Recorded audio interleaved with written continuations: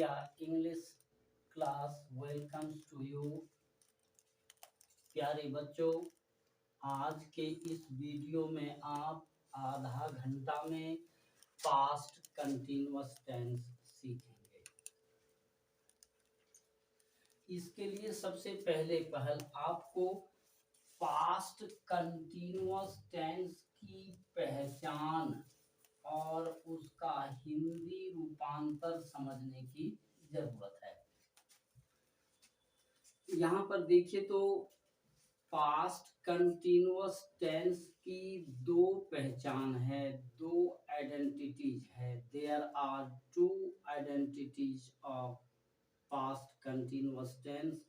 First one was before and second one were before. Was before का मतलब रहा था, रही थी, और वर बिफोर का मतलब रहे थे। ये आपको रट कर याद कर लेना है। अब आइए वाज बिफोर, तो वाज बिफोर यहाँ हमने लिखा, ये गोइंग बिफोर है। जैसा कि आप जानते हैं कि जिस V1 में ing जुड़ा रहता है वह बिफोर है। तो यहाँ वाज गोइंग मतलब हो गया हिंदी में जा रहा था, जा रही थी, और दूसरा वर गोइंग, इसका अर्थ हिंदी में हुआ जा रहे थे। अब आइए ये याद हो जाने के बाद अब आइए आप सेंटेंस स्ट्रक्चर पर कि पास्ट कंटीन्यूअस टेंस का सेंटेंस स्ट्रक्चर क्या है। तो पास्ट कंटीन्यूअस टेंस का प्यारे बच्चों स्ट्रक्चर है सब्जेक्ट प्लस वाज वेयर और प्लस वी फोर। अब यहाँ पर आइए इस स्ट्रक्चर पर हम सेंटेंस बनाते हैं। देखिएगा, आई वॉज गोइंग, मैं जा रहा था। वी वर गोइंग, हम लोग जा रहे थे। यू वर गोइंग, तुम जा रहे थे। ही वॉज गोइंग, वह जा रहा था। दे वर गोइंग, वे लोग जा रहे थे। तो ये सेंटेंसेस हमने इस स्ट्रक्चर के मुताबिक तैयार किया। तो अब आपको प्यारे बच्चों इससे आगे ये समझना है कि डिफरेंट सेंटेंसेस हम कैसे लिखें। जैसे निगेटिव सेंटेंस है, यस नो है, वाई इंट्रोगेटिव सेंटेंस है। तो आइए इसके बारे में हम लोग जानकारी हासिल करते हैं।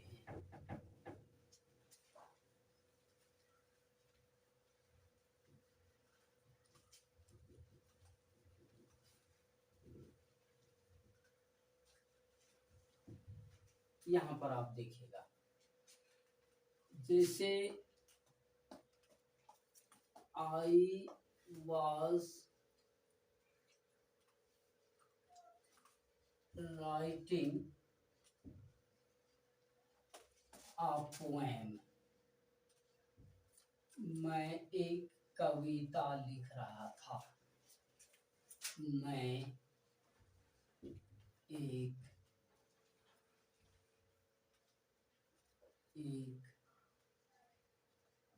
कविता लिख रहा था। अब आइए इसका हम नेगेटिव बनाते हैं। तो इसका नेगेटिव हो गया I was not writing a poem, मैं कविता नहीं लिख रहा था, नहीं लिख रहा था। अब इसका क्वेश्चन बनाना है, यस नो। यस नो का मतलब होता है हाँ या ना इंट्रोगेटिव सेंटेंस। हाँ या ना, यस नो इंट्रोगेटिव सेंटेंस, इसका नाम इसलिए रखा गया है कि इसका उत्तर या तो हाँ होगा या तो ना होगा। और 3 नंबर के एग्जाम्पल से इस बात का क्लियरेंस हो जाएगा। यस नो इंट्रोगेटिव सेंटेंस जब भी बनाएंगे तो हेल्पिंग वर्ब को, ऑक्सिलियरी वर्ब को सब्जेक्ट की जगह और सब्जेक्ट को ऑक्सिलियरी वर्ब की जगह हम ट्रांसफर कर देते हैं। जैसे यहाँ was, I writing a poem, यहाँ पर क्वेश्चन मार्क लगेगा और इसका अर्थ हो गया क्या मैं कविता लिख रहा था।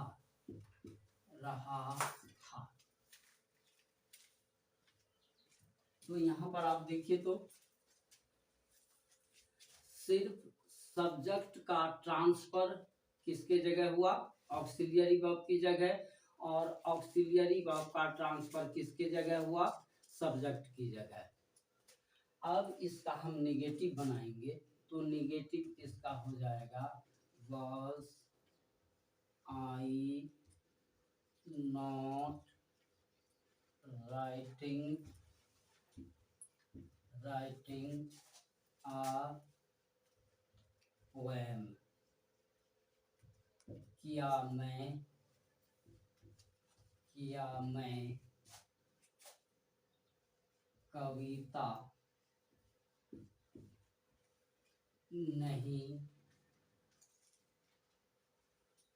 क्या मैं कविता नहीं लिख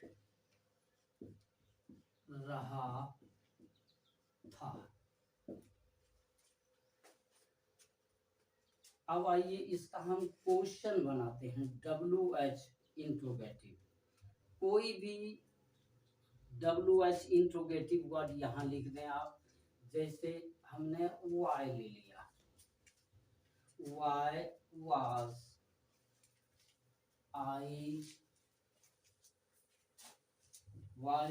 I writing a poem, मैं कविता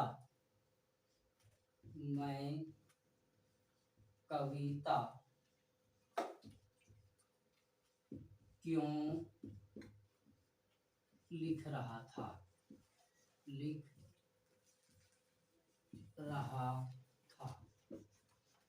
अब इसका निगेटिव बनाएं आप।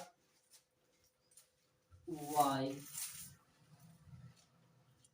was I not writing a poem,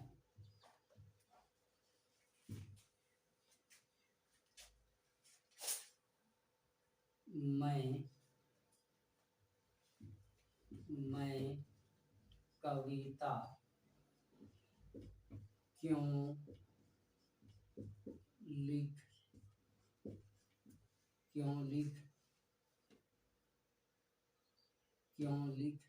नहीं रहा था। मैं कविता क्यों नहीं लिख रहा था। तो देखिए ये आपका स्ट्रक्चर हो गया। फिर से आप देखिए तो जरा गौर से, सब्जेक्ट was वेयर वाला अभी इसमें सेंटेंस नहीं लिए हैं। यहाँ आप देखिए we were going, you were going। तो इसका जब हम यस नो इंट्रोगेटिव निगेटिव बनाए, आई वाज राइटिंग का निगेटिव बनाए, तो यहाँ वाज के बाद यहाँ नोट जोड़ दिया गया है और बाकी सब कुछ जैसा है वैसे हमने उतार दिया। आप भी ऐसा करिए। नॉट जो लगाना है वो ऑक्सिलियरी वर्ब के बाद लगाना है। अब जैसे यहाँ पर इसका हम यस नो क्वेश्चन अगर हम बनाते हैं तो यस नो क्वेश्चन बनाने के लिए क्या किए, वाज को यानी हेल्पिंग वर्ब को, ऑक्सिलियरी वर्ब को सब्जेक्ट की जगह रखा और सब्जेक्ट को हेल्पिंग वर्ब की जगह रखा। तो ये सेंटेंस हो गया, was I writing a poem, क्या मैं कविता या एक कविता लिख रहा था। अब इसका हम फिर से निगेटिव बनाएंगे, तो was I not writing a poem, यहाँ भी देखिए नॉट कहाँ लगा, सब्जेक्ट के बाद लगा। यहाँ इसमें जरा गौर से देखिएगा, ये यहाँ नहीं लगा नोट, यहाँ पर इस तरीके से हम लिख सकते हैं, wasn't I writing, आप इस तरह का लिख सकते हैं, जनरली लोग इस तरह का लिखते हैं। तो was I not writing a poem, क्या मैं कविता नहीं लिख रहा था। अब इसका हमको क्वेश्चन में लिखना है, फिर क्वेश्चन का नेगेटिव बनाना है। तो क्वेश्चन में जब लिखना है तो WH फैमिली का जो भी इंट्रोगेटिव वर्ड है, WH फैमिली का, जैसे what, which, when, where, who, when, how, why, ये सब WH फैमिली का क्वेश्चन वर्ड है। तो यहाँ हमने उदाहरण के लिए एक शब्द लिया वाई, तो ये वाई ऑक्सिलियरी वर्ब के हेल्पिंग वर्ब के पहले आएगा। तो पहले आया, इसका शक्ल कैसा हो गया, इस तरीके से, why was I writing a poem, मैं कविता क्यों लिख रहा था। अब इसका निगेटिव बनाएं, तो निगेटिव यहाँ सब्जेक्ट के बाद नॉट लगेगा, why was I not writing a poem. आपने इतना देख लिया। अब देखिए ये जो इंट्रोगेटिव अभी अभी जो आपने सीखा, इसका जो कोड है, आप कोड समझ लेते हैं तो जिंदगी भर आपकी परेशानी दूर हो जाएगी। सेंटेंस हमेशा आपका सही लिखने में आएगा, सही बोलने में आएगा, और सही बोलना और सही लिखना ही हमारी जरूरत है। उस जरूरत की पूर्ति के लिए थोड़ी देर और कुछ कोड्स समझते हैं बच्चों।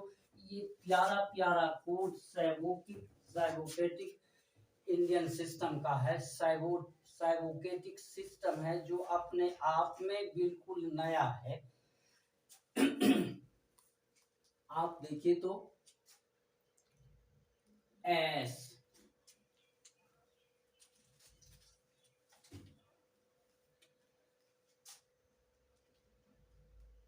एस मतलब सब्जेक्ट, प्लस ए मतलब ऑक्सिलियरी वर्ब या हेल्पिंग वर्ब, प्लस V4। अब इस जगह क्या है आपका, was और वर, इसके साथ क्या इस्तेमाल हुआ, V4। ये कौन सा टेंस बन गया, पास्ट, पास्ट कंटिन्यूअस टेंस बन गया। यहाँ लिखे हम पास्ट कंटिन्यूअस टेंस। अब इसके नीचे हमने क्या लिखा, यहाँ देखिए ये V4 आ रहा है, तो V4 आ रहा है, इसकी जगह अगर हम V1, V2 और V5 का प्रयोग करते हैं तो ये सेंटेंस हमारा क्या होगा, गलत होगा। अब इसके साथ जो सब्जेक्ट आ रहा है वह आ रहा है आई, ही, शी, रानू, यानी फर्स्ट पर्सन सिंगुलर नंबर और थर्ड पर्सन सिंगुलर नंबर का सब्जेक्ट वाज के साथ फॉलो करता है, और वर के साथ वी, यू, दे, यानी first person plural number, second person singular plural और थर्ड पर्सन प्लूरल के साथ वर का प्रयोग होता है। इसके साथ अगर हम V4 लिखते हैं तो ये पास्ट कंटिन्यूअस टेंस हो गया। अब इस V4 की जगह अगर हम V1, V2, V5 लिखते हैं तो सेंटेंस हमारा गलत होता है। आइए एक दृष्टि हम इस पर डालते हैं और इससे हम सेंटेंस तैयार करते हैं। प्यारे बच्चों, मेरी उंगली को देखना। आई सब्जेक्ट है तो हमने सब्जेक्ट की जगह लिखा। फिर से यहाँ आपकी पक्की समझदारी के लिए फिर से एक बार हम दोहराते हैं इसको। ये अब यहाँ देखिए आई है, आई लिखा। इसके बाद क्या है, वाज लिखा। उसके बाद क्या है, V4 हमने गोइंग लिया। अब आइए फिर ही है, ही के साथ क्या है, वाज है, ही वाज गोइंग। सी के साथ लीजिए, सी वाज गोइंग।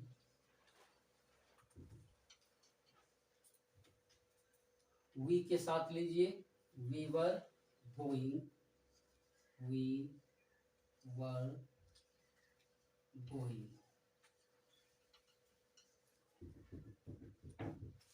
अब देखिए ये क्या कहता है कि अगर आप V4 की जगह यहाँ पर V1 लिखा या V2 लिखा या V5 लिखा तो क्या होगा, गलत। तो इसको हम लिख के दिखाते हैं आपको। आई वाज गो, गलत। आई वाज वेंट, गलत। आई वाज गोज, गलत। तो इतना सा अगर हम याद रख लेते हैं, SAV4 और वाज के साथ कौन कौन सा सब्जेक्ट आएगा, वेयर के साथ कौन कौन सा सब्जेक्ट आएगा, पास्ट कंटिन्यूअस सेंटेंस होने के लिए यहाँ हमें V4 का प्रयोग करना है और हमने ये करके देख लिया। अब सवाल है बच्चों इससे आगे का कि हम कैसे इससे इंट्रोगेटिव सेंटेंस बनाएंगे। इसको हम रहने देते हैं, हो सकता है तो आप जगह जगह स्टॉप करके इसको नोट करते चलिएगा बच्चों। और इसके आगे हम समझते हैं, कोड से ही समझते हैं हम सेंटेंस को इंट्रोगेट करना या निगेट करना। तो जैसे यहाँ SAV4 है, अब इसको क्या करना है, यस नो इंट्रोगेटिव में करना है या पहले निगेटिव में करना है। तो यहाँ पर आप SA और यहाँ पर आपको नोट लगा देना है और प्लस यहाँ V4 कर देना है। अगर ऑक्सिलियरी वर्ब दो वर्ड यानी फ्रेजल वर्ड में हो तो उस स्थिति में हम क्या करते हैं, जरा सा गौर से आप देखिएगा। जैसे फ्यूचर कंटिन्यूअस टेंस में चलिए आप, हैज, शैल बी, तो एक शब्द ये है, दूसरा शब्द ये है। अगर हम नोट लगाएंगे तो नोट इस बीच में लगेगा, इस तरफ से आप चलिए, एक शब्द को आप छोड़ दीजिए, शैल को छोड़ दिया और बीच में आप नोट लगाइए। जैसे आई शैल नॉट बी गोइंग। क्योंकि इसको उदाहरण में हमें इसलिए लेना पड़ा, इसमें सिंगल वर्डेड ऑक्सिलियरीज हैं और आपको ये भी दिखाना है कि अगर दो हो जाए या दो से तीन वर्ड हो जाए, जैसे will have been, will have been, will have been before, तो इसमें नोट कहाँ लगेगा, इस तरफ से आइए और एक शब्द को आप छोड़ दीजिए, यहाँ नोट लगेगा इस जगह, जैसे I shall have not been going, not been going, तो ये आपको नोट लगाने आ गया, चाहे वो एक शब्द वाला ऑक्सिलियरी हो या दो शब्द वाला हो या तीन शब्द वाला हो, ये आपने सीख लिया। अब इसके आगे जो है हम आपको लिए चलते हैं कोडिक आर्ट में, जो बहुत ही कीमती है और आपके लिए ऐसा फ्रेंड है जो मरते दम तक आपका साथ नहीं छोड़ेगा। आप इस तरीके से आप इसको समझें, जैसे यहाँ SAV4 है, अब यस नो इंट्रोगेटिव हमको बनाना है, तो सब्जेक्ट को, ऑक्सिलियरी वर्ब को, हेल्पिंग वर्ब को आप सब्जेक्ट की जगह लाएं और सब्जेक्ट को आप हेल्पिंग वर्ब की जगह लाएं। ASV4, अगर हम इसको क्वेश्चन वर्ड में लाना चाहते हैं तो क्वेश्चन वर्ड इसके आगे जुड़ेगा, question word plus A plus S plus V4, ये हो गया। नोट लगाने का तरीका आपने समझ ही लिया, ये आपका यस नो इंट्रोगेटिव सेंटेंस हो गया और ये आपका WH फैमिली का क्वेश्चन वर्ड का सेंटेंस हो गया। तो यहाँ तक आपको कोई परेशानी नहीं है। अब इसका हम जरा सा एक सेंटेंस ले लेते हैं एग्जाम्पल के तौर पर, ताकि आपको पूरी तरीके से समझ में आ जाए। आइए हम एग्जाम्पल को देखते हैं। पहले इसका आप ले लीजिए, he was writing a sonnet, sonnet का मतलब गजल होता है बच्चों, वह एक गजल लिख रहा था। अब इसको यस नो में लाना है, तो यस नो में लाना है तो क्या करना है आपको, was को इसकी जगह लाना है और इसको इसकी जगह लाना है। तो ये हो गया क्या, was he writing a sonnet, was he writing a sonnet, यहाँ पर क्वेश्चन मार्क लगाना है। अब आपको क्वेश्चन वर्ड पर जाना है, क्वेश्चन वर्ड वाला यानी वाई इंट्रोगेटिव सेंटेंस बनाना है, तो कोई भी वाई इंट्रोगेटिव सेंटेंस ले लें, जैसे हमने यहाँ ले लिया when was he writing a sonnet। अब यहाँ देखिए तो आप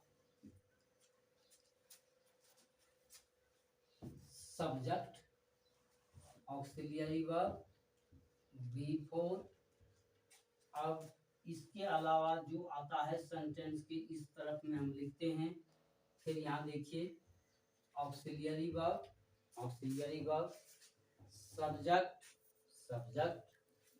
V4, राइटिंग।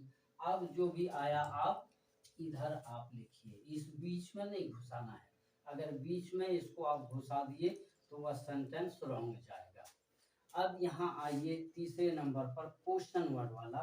तो प्यारे बच्चों, ऑक्सिलियरी वर्ब के पहले सिर्फ आप कोई भी WH ग्रुप का आपको क्वेश्चन वर्ड यहाँ डाल देना है। हमने when डाला तो when was he writing a sonnet, ये आपका affirmative sentence, yes no question, why question, और यहाँ पर आपने सीख लिया इसका निगेटिव कैसे बनाएंगे।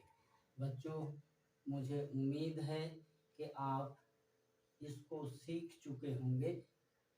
बार बार इसको देखते रहिएगा, आपको पूरी बातें समझ में आ जाएगी। कल हम लेके आएंगे आपके सामने फ्यूचर कंटिन्यूअस टेंस।